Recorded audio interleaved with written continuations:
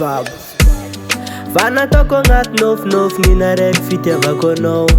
Yeah, tsy afaka agnimenimeny karaha magniry vadinao. Nefa anao fantagnan'olo za tsy afa magnotra. Fitiavako izy karaha nandrotra. Tsy ravony any zanahay vadinao koa tsy vava tamina. Mitsiky fotsy agnaty fôko sendra mahita anarô. Te ala tsy afaka de volagna fa tsy mazako. Mety amanokagna sisy mpamaly.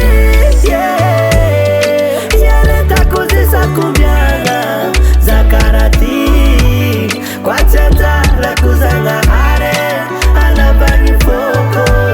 Vadin'olo zo mampijaly za tsy haiko ataoko.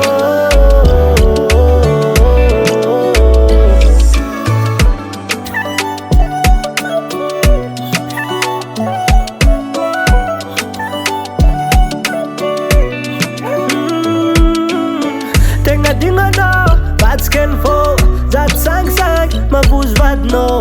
Tsy vôlo magnonkogno mandondogno misafidy anao ny foko atô. Fa marary fitiavagna mampijaly.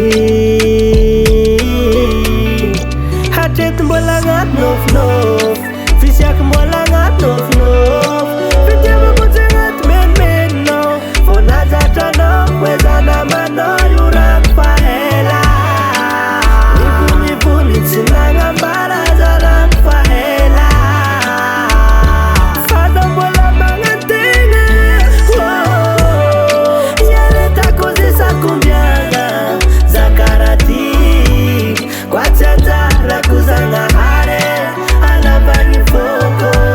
Vadin'olo zo mampijaly za tsy haiko ataoko.